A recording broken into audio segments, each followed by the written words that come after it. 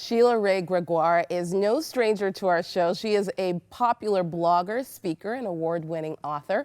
Her new book, 9 Thoughts That Can Change Your Marriage, is intended to give women some insight into how they can make their marriage stronger by changing their perspective on what their husbands need, what their relationships need, and what the role they play in God's design for marriage. Welcome, Sheila.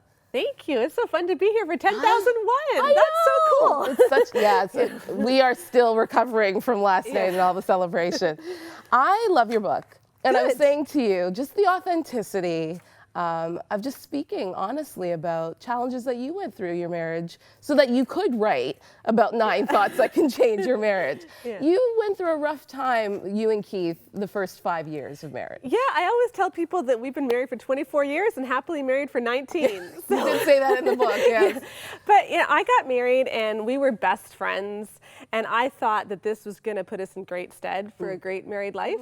But then once we were married, he had expectations. And I wasn't prepared for them. And a lot of our problems had to do with sex. It was uncomfortable. It was awkward. I couldn't figure out what all the fuss was about.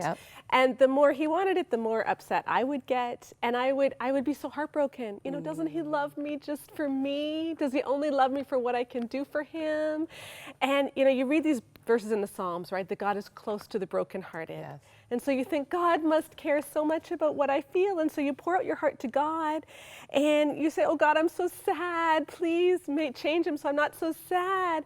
And I did this for about 2 years and it didn't work at all. And then, and one day I got this thought in my head. And the thought was, Sheila, if God made sex and if God intended sex to be good, then maybe your problem is just that you haven't figured it out yet. And I thought, oh, you mean it's not something he has to do? Problem? It's my issue? Yeah. And that changed everything. And I think sometimes we get in these, we get tunnel vision in our marriages about what the problem is, and we miss out on what God really wants for us. And we don't want to admit that we are actually the problem. Yeah. And especially as women. Right. And even if your husband is doing something really wrong, and I do address that in 9 Thoughts, there's still things that you can do to change how you react to that. It isn't always about him changing. Sometimes God is asking you to step up and do something different. And I love that in the book, you kind of sprinkle it with these pat answers that we as Christians tend to give when, a friend comes to us and says, Maggie, Sheila, I'm having this really hard problem. We'll say, God will be with you. I will, and we give these pat Christianese answers, which are really not ministering to people and where they're really at the moment. Right. You know what I'm talking about. Just pray about it, honey. Just leave it with the Lord. Or, if your husband isn't a spiritual leader, just submit more, and he will become the leader. And praying's great. Submitting's great. All those things are great, but they don't work in every single situation about every single problem. And sometimes when we give those answers, we forget that God may have something more. So the first point that you talk about, which I love, my husband is my neighbor. How weird is that? I know. God tells us that we should love our neighbor as ourselves. That means my husband as well? Yeah, but the funny thing, in that parable that Jesus tells about the Good Samaritan, and it's the stranger that is nice, and we think, and the message that we often take from that parable is, I'm supposed to treat other people the same way the Samaritan did. But when I read that parable, one thing that struck me is that maybe it's nicer to be people who are to be nice to people who are further removed from us. Like when you go into work, you'll pick up a Tim's for your friends, and you'll say hi. You'll say, "Oh, you have such a nice dress on today," and you'll compliment them, and you'll be nice. But when you're with your husband at night, you can think of all the reasons why he doesn't deserve that coffee. And why he doesn't deserve that compliment. And because we know him so well. So we're often nicer to people that we don't know as well. And I love the fact that you challenge us as wives to list, you have a list of random acts of kindness for our husband. I love that idea. So why do this? Because it makes us think. We tend to think about the things that we do. And if you can be nice to him, you will tend to think better about him. And it changes the whole dynamic. If there's a little bit of tension and you give him a neck massage, or you say something nice about him in front of your mother, just those little things can change the whole dynamic in a relationship. How did you see that in your relationship with Keith as you started doing some of these things? How did that change for you two? We went through a really difficult time later later on, after our marriage had got back on track, and I've actually shared this on 100 Huntley Street before, but we lost a son. Yes. And you share that in the book as well. Yeah, and that was a really tough period for us. And we saw a counselor, and what our counselor told us was to figure out acts of kindness that we could do for each other and just do 2 a day. And it made a big difference because sometimes, especially when you're grieving, when you're going through a tense time, a lot of stress, we get so insular and focused and we think only about our own feelings. And when you just take that step outside of yourself and you're nice to someone else, it's like, it makes you feel so much better. And how did you see Keith then respond to these random acts of kindness you were Well, we showing? both did it at the same time, which really helped. But I think even if it's okay to be the first one to do the right thing. Yeah. and so even if your husband or your wife isn't acting particularly good towards you right now, it's good to be the first one to do the right thing. I mean, while we were yet sinners, Christ died for us. He was the one who initiated it.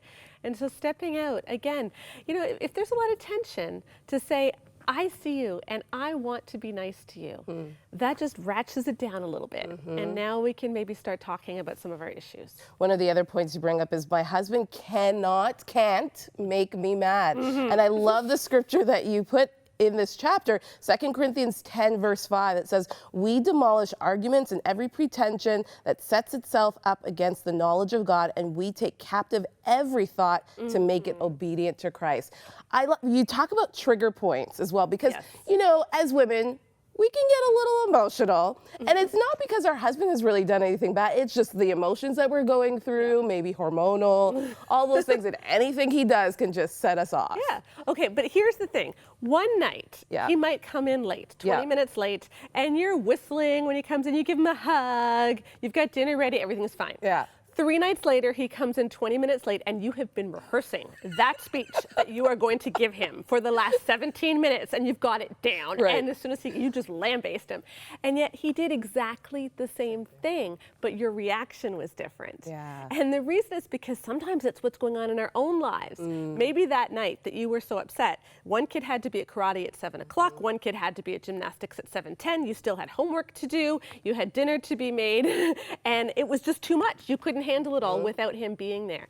And so the issue is not him, the issue is how busy you are. And so sometimes we need to ask what's going on in my life when I'm getting upset. It's not always what he does. This is very convicting, Sheila. It's very convicting. You talk about, a famous book that we all know about women. What is it? Women are like spaghetti and men are like waffles. Men are like waffles. Right. They're the boxes. Yes. Women are like spaghetti. And it's so true because, and we probably could both attest to this as our husbands, that, my husband will focus on one thing, and I love him for that. Like, he will be focused on that thing and that thing only, whereas I'm thinking about a multiple of things. And that's where I think the whole idea of my husband cannot make me mad, sometimes we do allow all of those other things to just invade that space when he's wondering, why are you upset with me? Exactly.